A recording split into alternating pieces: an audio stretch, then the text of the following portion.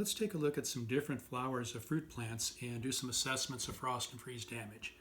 When we're doing an assessment of damage, first of all, we want to make sure that our sample represents the orchard. For example, if we have separate cultivars in the orchard, different cultivars, we want to sample each cultivar separately because there can be differences among different fruit cultivars as to the sensitivity to frost and freeze damage. We also want to sample from all parts of the planting, and especially with tree fruits like peaches and apples, it's important to sample lower branches as well as higher branches. It's frequently the case where the blossoms on lower branches can be damaged and the blossoms higher in the tree may escape damage. We also want to sample blossoms at different stages. For example, if we look at this cherry, we have a cluster of blossoms where we have flowers that are approaching petal fall, we have flowers that are fully open, and we have buds that haven't opened yet. The more developed a flower is, the more likely it is to suffer damage from a frost or freeze. We also want to sample enough blossoms. It's important to sample at least 30 to 50 blossoms to get a good feel for the level of damage in an orchard. And in fact, the more blossoms you're willing to sample, the better the evaluation of damage will be.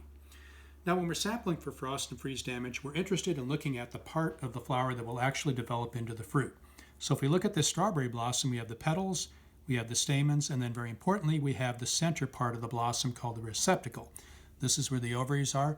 This is the part of any fruit flower that will be damaged first at cold temperatures. So that's the part that we're going to examine looking for frost or freeze damage.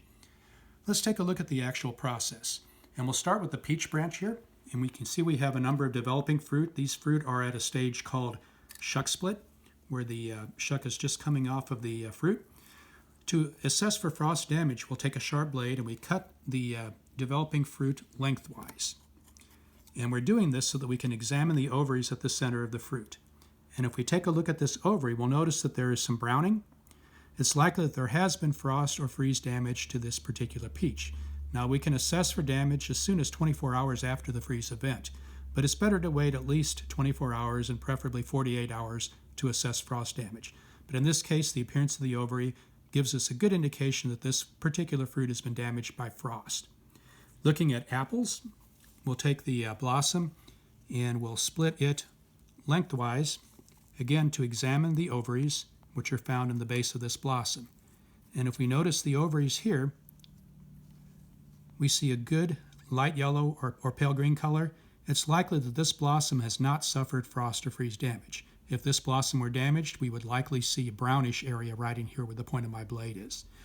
Looking at strawberries, we can oftentimes assess damage without even cutting the blossom. With an open flower like this, if the receptacle is brown or black, then that flower has suffered frost or freeze damage.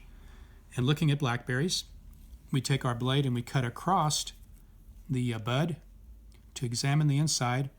And again, we're looking for browning or darkening at the center. In the case of this bud, a good green color indicates that this particular bud has survived the frost or freeze event. So to review, make sure that you collect a sample that is large enough to represent the orchard. Make sure that you sample cultivars separately. Make sure that you sample from all parts of the planting, and make sure that you sample different stages. Cut the blossoms open, examine the ovaries, and look for evidence of frost or freeze damage. Now, what does this all mean? In the case of tree fruits like apples or pears, if we have a level of damage that's more than 30%, then there's a good likelihood that the crop will be affected. If 30 to 50% of the blossoms are alive, that's generally sufficient for a full crop. In the case of berries, such as blackberries and strawberries, if we have a level of damage at 30% or higher, it will significantly affect the level of cropping in that particular planting.